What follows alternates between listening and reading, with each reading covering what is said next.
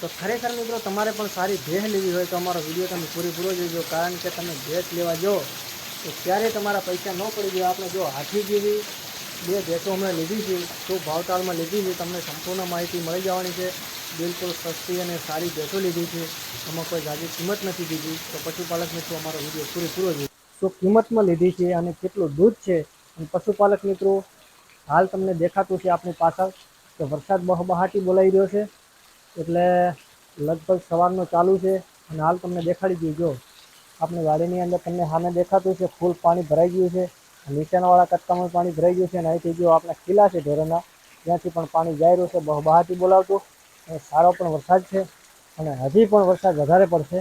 તો પશુપાલક મિત્રો ખરેખર તમારે પશુની અંદર કઈ બાબતની ધ્યાન રાખવાની છે. તમારે જો ગાય કે અથવા ભેંસ લેવી છે તો તમારે પહેલી તો વસ્તુ એ છે કે પશુને ગમે ત્યાંથી તમે રાખો કે જેટલું દૂધ હોય એટલું એ જોઈ લેવાનું. બાકી પછી તમને એમ કે ભાઈ આનું 8 લીટર દૂધ થાય અને તમે 100 લીટર દૂધ દોઈને આવ્યા હોય ને તો એ 100 લીટર જ હોય, બાકી એનું 8 લીટર ન થાય. અને ખાસ મિત્રો એ ધ્યાન રાખવાની કે ગાય અથવા ભેંસ જોઈ અને વ્યવસ્થિત લેવી.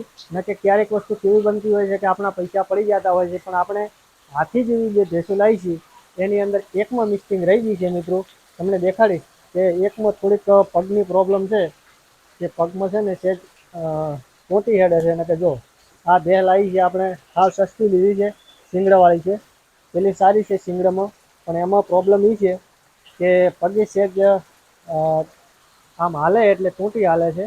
અને આ છે ભેંસ આપણે મસ્ત પણ ચડી ગઈ છે, કારણ કે સસ્તી ને સારી અને દૂધમાં પણ સારી છે. પણ એ ગાભણમાં છે પશુપાલક મિત્રો.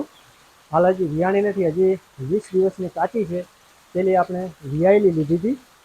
હવે આપણે વાત કરો કે હવે કેટલામાં તમે પશુપાલન મિત્રો તમને એમ થતું હોય ભાઈ કેટલામાં ભેંસો લીધી છે, તો આપણે એક લીધી છે 70,000માં લીધેલી છે અને એક બે લીધેલી છે 80માં.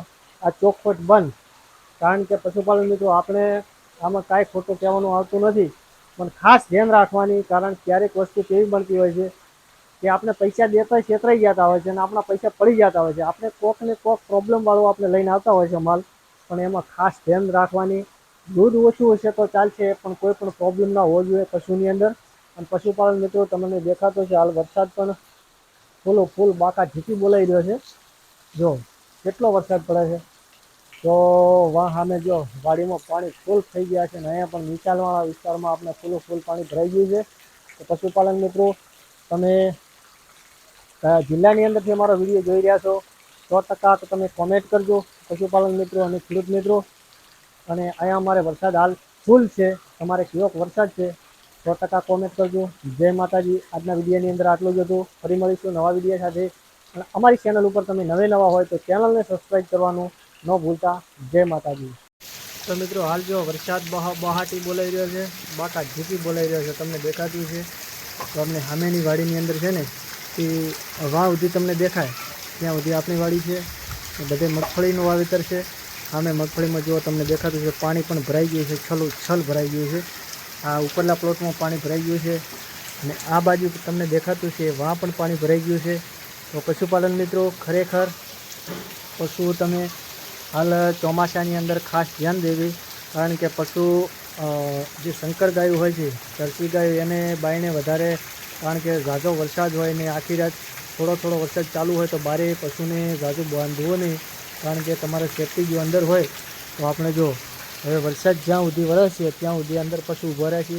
થોડા ઘણું તકલીફ તો રહે, આપણે કદાચ ગારાની પોડલા નાખવાની, પણ એ થોડીક તકલીફ ભોગવી લેવાની, કારણ કે પશુમાં શું છે બિચારી અહીંયા ગાયો છે બાયને નથી ઊભી રહી શકતી. જો પાણી ભરાઈ ગયા છે બધે ખીલે તમને દેખાતું છે.